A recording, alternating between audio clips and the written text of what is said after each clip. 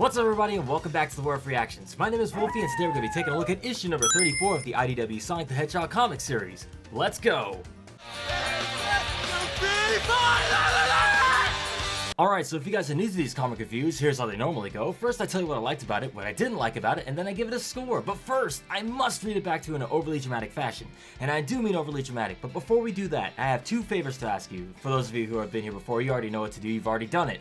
Can you scroll down below, hit that like button if you haven't already, it helps me out a lot, and of course, I can wait. Oh, also while you're down there, can you also subscribe, hit the subscribe button, and ring the bell to let YouTube know that you actually want to watch the stuff I release when it comes out. I don't know why you gotta do that. It doesn't make sense to me either, but if you haven't already, consider doing it. We're almost at 18K subscribers, and I think we can hit it before the end of this year. Now, all that said, let's, without further ado, get into the review.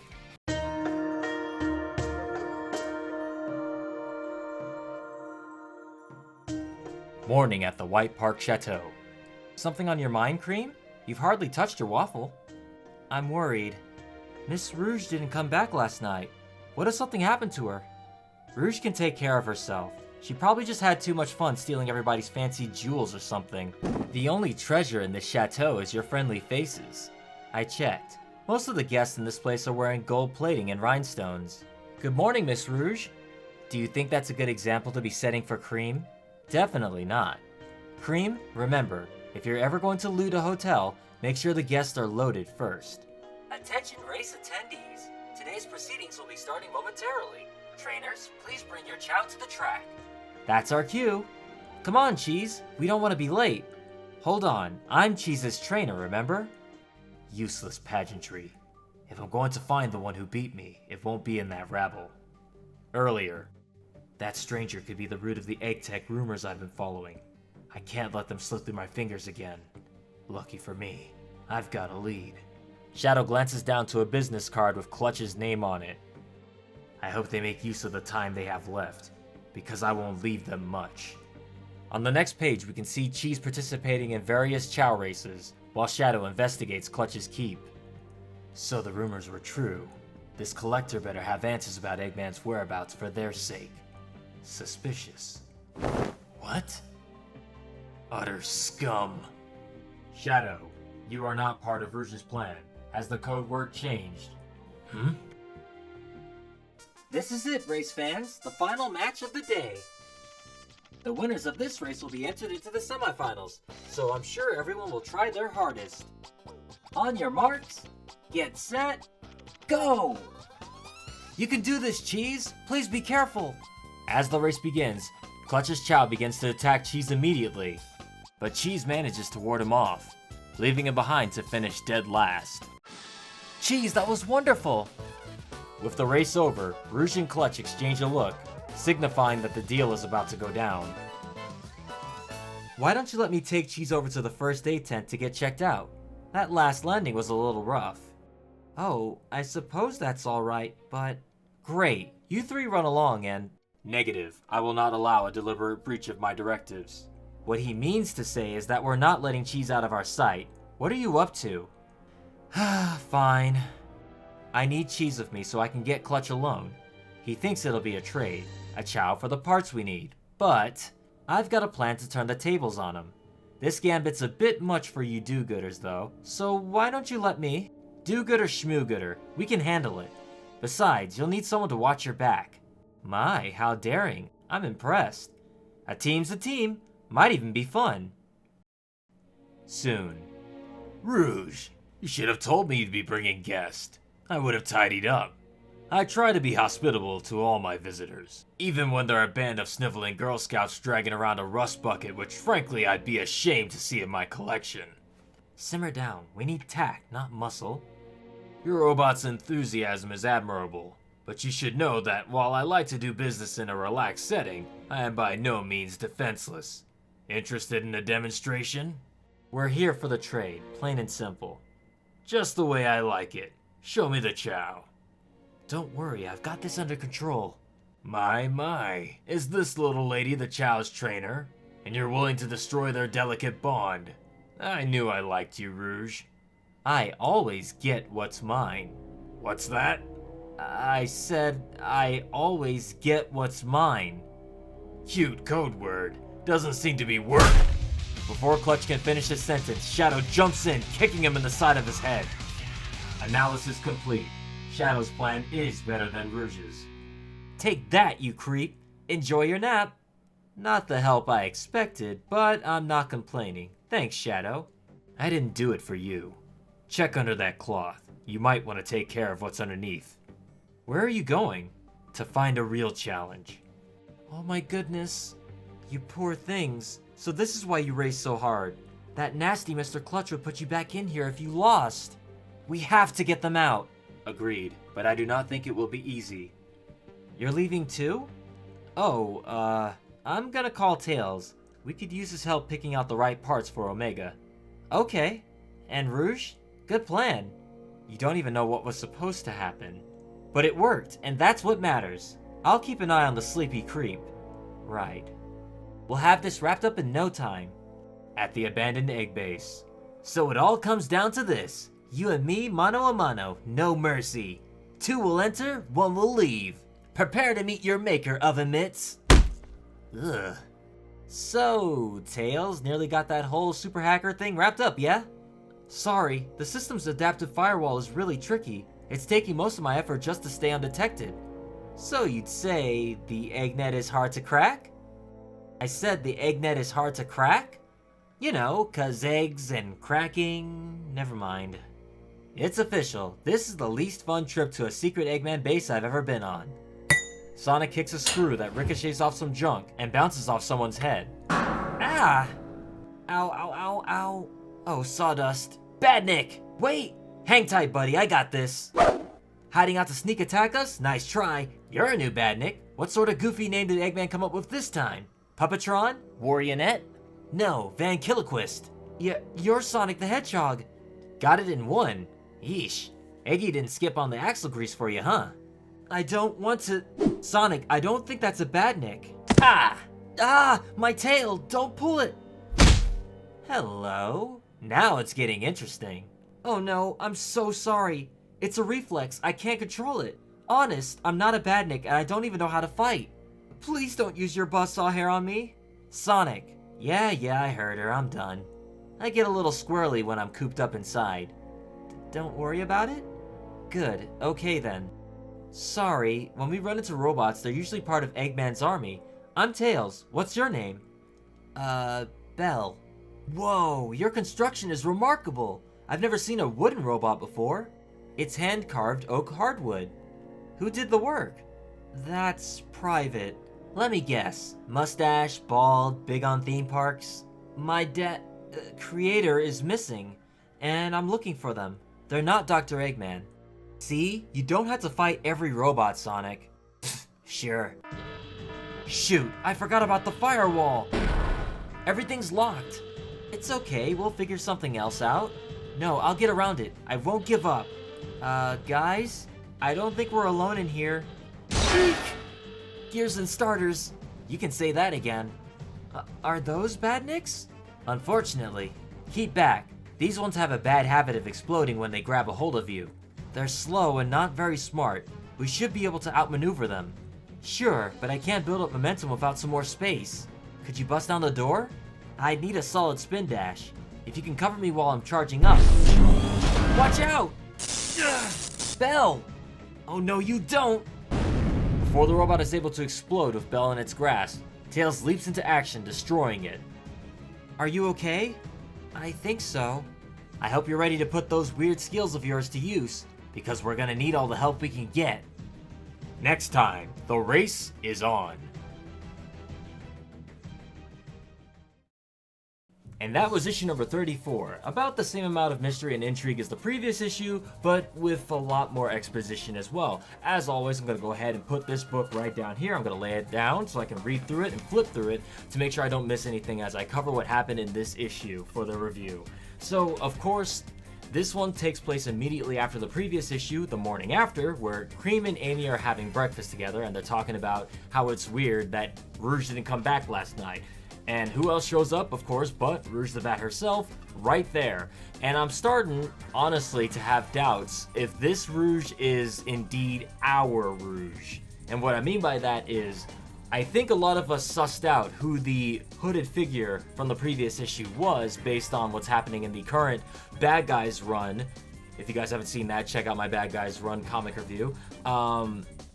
We know, we've sussed out who it may or may not be. It's kind of obvious at this point. But with that person being involved, if you haven't checked it out, just go check it out. I'm starting to think that another villain may be involved with this plan of the hooded figure. I'm just gonna say it right now, spoiler alert, if you haven't read Bad Guys 1 and 2 yet, go do it. Alright, here's a spoiler.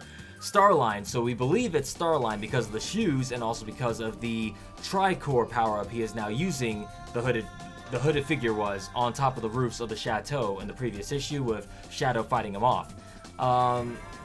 So with that bad guy involved, he may have brought Mimic in to take the place of Rouge if the hooded figure was carrying off Rouge into the night.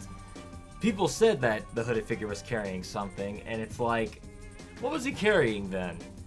Because if that's Rouge, it seems a little too casual. What happened when Rouge and the hooded figure clashed? Did the hooded figure just show themselves to Rouge and then take off?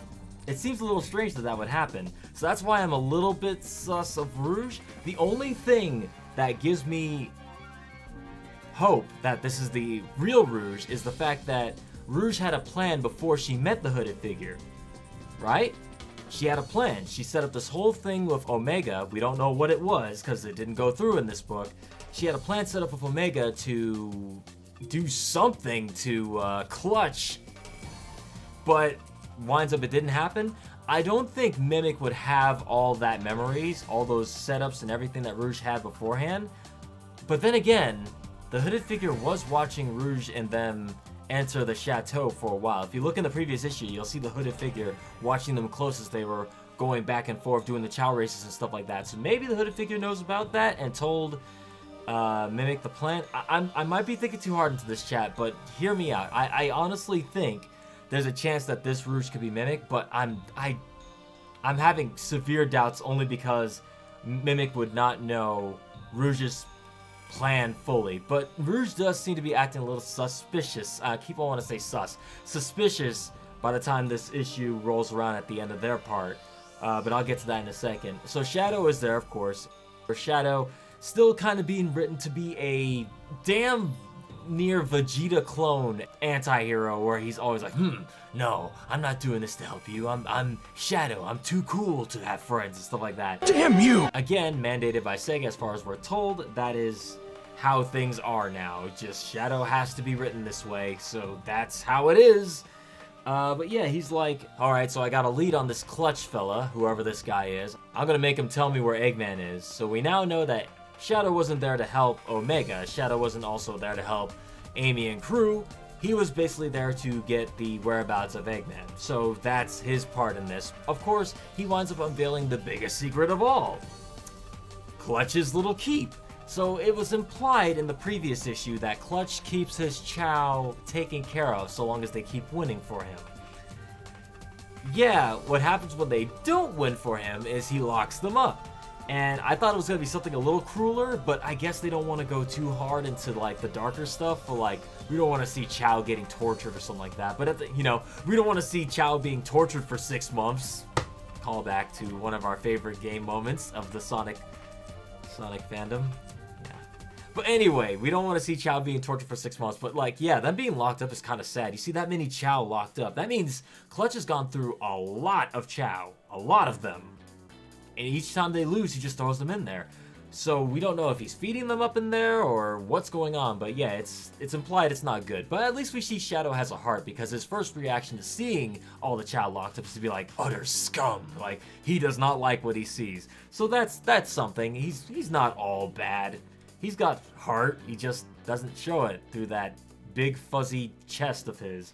But yeah, so we see the reason that Clutch's Chao is fighting against Cheese so hard is because he knows what will happen if he loses. He's going right in that cage. He doesn't want to be in there. So we kind of find out why that Chao's a jerk. Also, if you really want to look into it even further than that, it can be implied that Clutch was very abusive to his Chao, to this one in particular, the Shadow style Chao. Because as you know, the only way to get a Dark Chao in the Sonic Adventure games is to do two things. A, you abuse them as a good guy, or just abuse them in general. Actually, I believe you have to abuse them as a good guy. If you abuse them as a good guy, they'll become darker. If you abuse them as a bad guy, they'll become a hero. Still not good to abuse them either way. I just knocked over my water bottle. Still not a good idea to abuse them either way. But the second way is to, of course, nurture them as an evil character. And as we all seen, Clutch is not very nurturing if you're not winning races for him. So now we at least know why Clutch's Chao is such a scumbag and a cheater. He has to win because he knows what's at stake for him. And it's not like what he's going to do, call the police. There's no Chao police. Maybe the Chaotix, but they're not really police. They're just detectives. And no, Chao ain't going to be able to call up the Chaotix Detective Agency and be like, look, we're being locked up, help us. Plus they speak Chaonese or whatever, like Chao language. Can Chaotix even, can they understand that?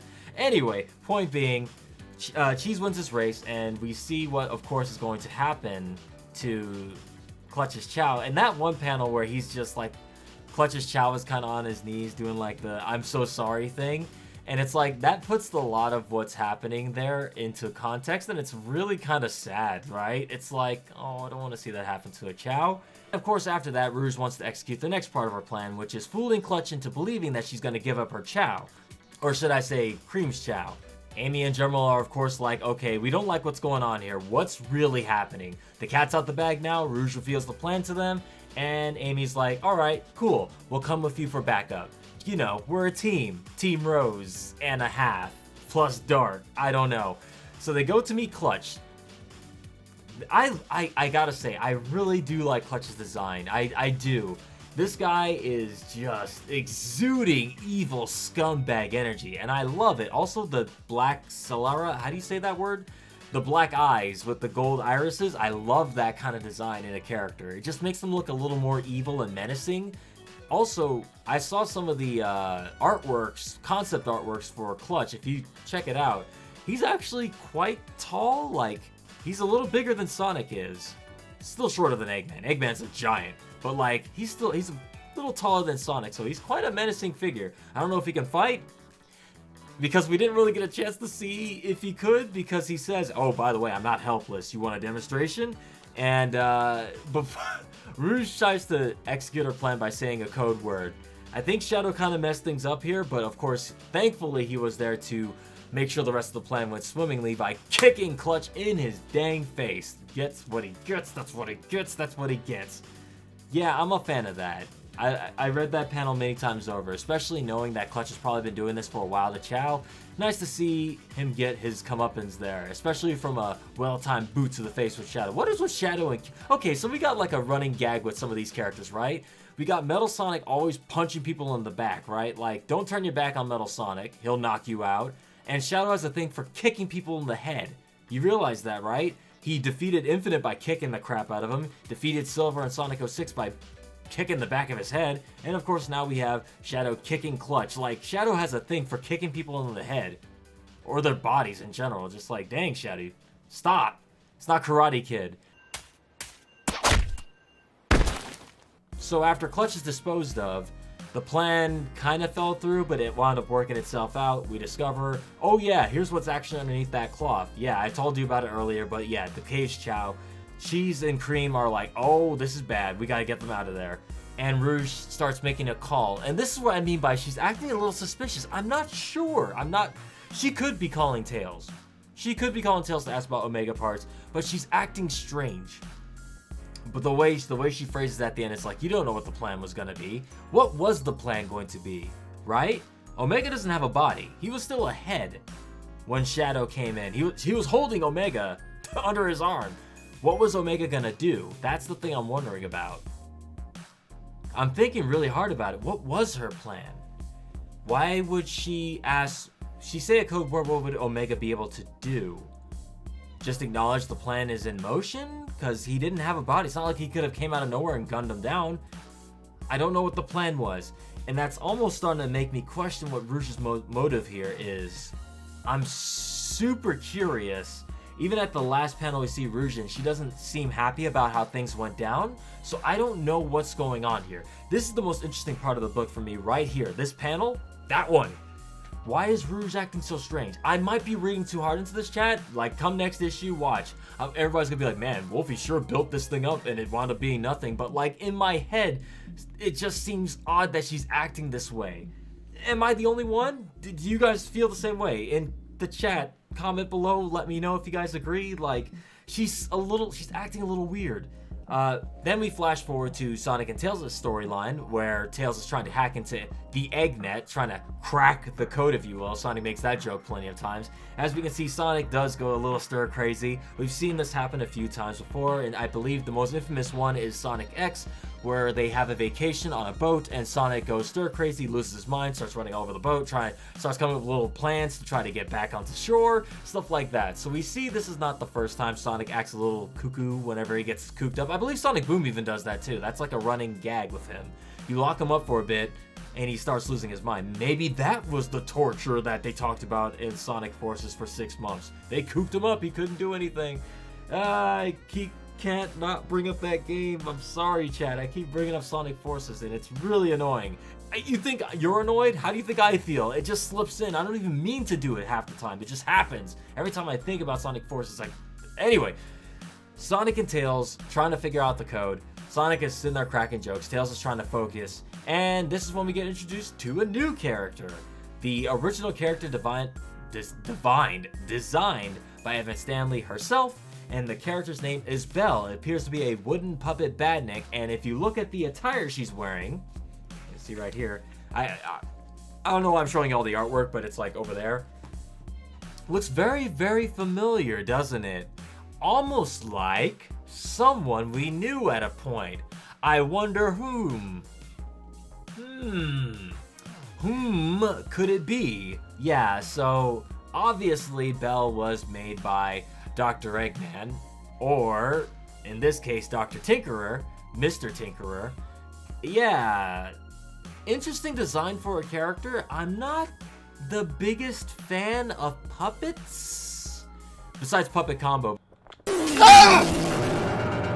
But that's like horror games, and that's completely off subject, but like, I'm not the biggest fan of puppets in general. I think they're eerie and creepy. She's alright, like, she's kind of cute as a puppet design. She's got that Styx style hair, you know, Styx the Badger from Sonic Boom. She's kind of got that thing going on, aka the Ica from Skies of Arcadia 2. I don't know what the deal with that hairstyle is, but there it is. She's made of wood, not metal, so that's obviously a Tinkerer thing there. She looks like a toy, and I believe that's what she's made for. She does say she was looking for her creator. She's almost says dad, like I believe she was gonna say her dad, but she says, yeah, I'm looking for my creator. And the whole reason Sonic attacks her, I believe, is also because he's going a little crazy there. But once she kind of explains to him what the situation is, he's like, all right, yeah, I get it. I'm cool. Sorry about that. I'm a little crazy. I don't like being cooped up. And Tails explains what's going on. Then, while he's distracted by her build, because like Tails is a tech guy, he's like looking at her like, oh my god, you're built crazy. That's when the firewall activates and they get locked out. And wouldn't you know it, they have a callback to Sonic Adventure again. But besides the obvious one at the start where Sonic is talking to a Knuckles doll, which is another callback to the Sonic Adventure dolls at the, I believe it's the egg carrier. I'll put a correction down there. I know chat's already coming at me with corrections. I got it. I cover myself when I'm editing. It's good. I got it. Also the badniks from Sonic Adventure, the ones that come out in droves, and the one you could spend hours just sitting there homing attack or lightspeed attacking them, and they just explode. They're endless. They're like a horde. They're endless. They can't be killed. And yeah, that's a nice little callback there. And to top it off, the other Eggman badnik, I forget what that thing is called, but I'm gonna put a correction down there. It's the one that shoots its head off and locks you in place, like holds you in place. It's also in the same area that these badniks are usually in. So there's a lot of callbacks to Sonic Adventure 1. If you guys have not played that already, you're missing out. It's one of the modern Sonic 3D Sonic games. I'm pretty sure everybody's tried it at this point. But yeah, that was cool to see all these classic badniks returning in this book. Once that once they all get out there, Sonic and Tails and Belle now find themselves trapped with these things, and that's where our book ends. Honestly, I feel the previous book had a lot more setup and a lot of more mystery and stuff going on with it that I feel kind of helped it out a bit more. This one kind of was... It felt short, and I don't know if that's a good thing or if that's a bad thing. Sometimes a thing feeling short can mean, oh, it was good and I wanted more of it, or it felt short as in, I don't feel like I got enough of what I wanted out of it. Both are probably the same thing, but I feel in this instance, I don't think I got enough of what I wanted.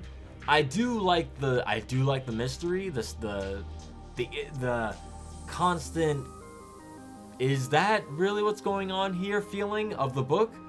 But I'm hoping the next one picks up a little bit more and we'll start seeing what's actually going on with the Chao races. Now that Clutch is knocked out and I believe they're getting the parts for Omega, what does that leave them to do now that they're done there? I imagine the next issue is going to be them freeing the Chao, freeing all the Chao, them getting the parts Omega needs, and then they leave, right? Because Shadow's job, Shadow is pretty much just there to get information. I don't know what they're going to be doing here now, unless that leads into my next point, that Rouge is indeed up to something a little more shady.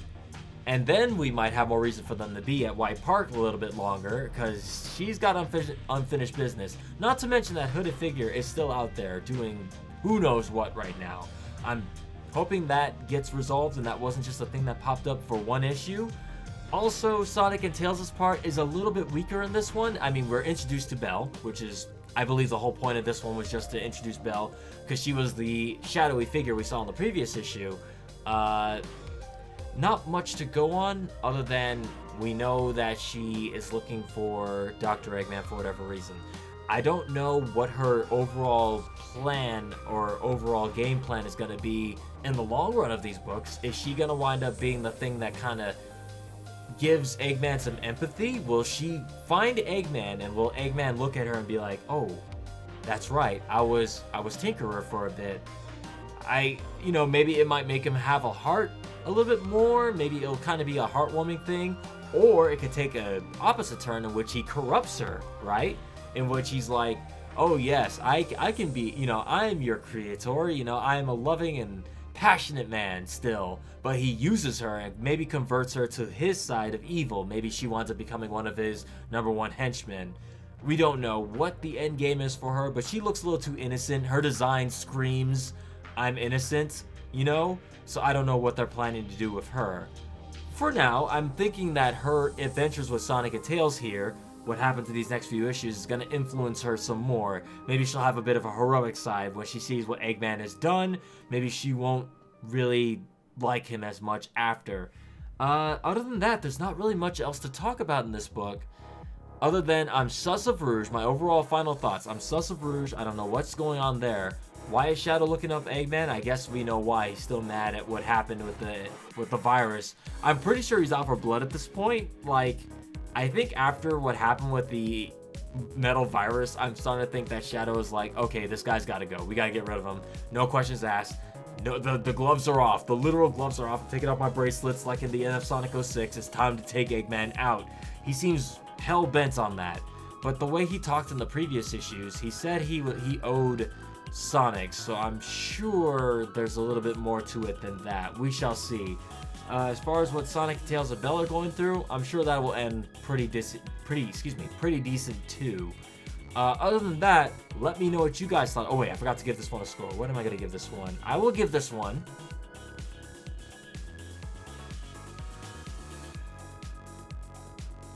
a 7.8 out of 10. This one wasn't bad. 7 doesn't mean bad. I know what chat is thinking. 7? That's catastrophic. He's never given... 7 is fine. 7 is still good. You only get to the bad territory when you hit like the 5s. 5 is like, eh. But 7 is fine. So, yeah, a 7 point... I think it's a 7.8 out of 10. 7.8 out of 10. This one wasn't as good as the previous one, I feel. But I'm feeling this one is a setup book. There are some things I like to call story books and setup books. Setup books are things that kind of build up what's going to happen in the next issue, which makes that issue usually better. So I'm thinking the next issue will definitely be better than this one, because this one had to set up a lot of things, who Belle is, and what's going to happen with Rouge's plan, or whatever is going to happen from here on in. We shall see. Let me know what you guys thought of this book in the comment section below. Did you guys like it? Did you not like it? Did you feel mad about it? And what do you guys think is going on right now? I'm not sure. If you guys have read ahead, if you guys know what's going to happen ahead, please try to refrain from posting spoilers in the comment section. Theories are okay. If you don't know what's going to happen, post your theories. But if you do know, keep it to yourself. You guys are very good at that, at keeping the spoiler stuff out. I respect you, I respect you guys with the spoilers. You respect me with the spoilers. We're all good here. You guys are great for that. Thank you for that, by the way. Also, hit that like button. Don't forget to subscribe to the Werewoof Reactions if you haven't. I blew that. I can't believe it. I've actually blown that. Subscribe if you haven't already for more videos like this one. And also be sure to ring that bell, so that way you let YouTube know that you want to actually watch the videos I upload, even though you subscribe to me. It doesn't make sense, I know, but YouTube is weird. We're almost at 18K. Let's hit 18K before the end of this year. And finally, check out my Patreon. And also thanks to my patrons for supporting these videos. I appreciate it, guys. Thank you. If you become a $2 and up patron, you get to get these comic reviews a little bit earlier than the YouTube side. A small token of my appreciation. Other than that, I think that's gonna do it for today's video. Yeah, that's gonna do it. I'll see you all in the next video, whenever that may be. Wash your hands, wear your mask, and social distance. Stay safe out there, everybody. And as always, stay tuned.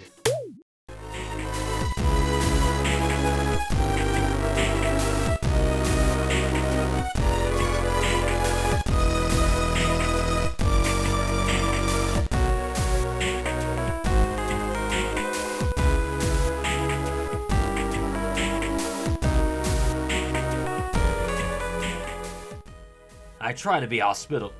I can get this line. I know I can. Even when there are a band of sniveling Girl Scouts dragging around a rust bucket, which damn it! Even when there are a band of sniveling Girl Scouts dragging around a rust bucket, which frankly I'd be ashamed to see in my collection. With the voice crack at the end, really? Dang it! Prepare to meet your maker, Over.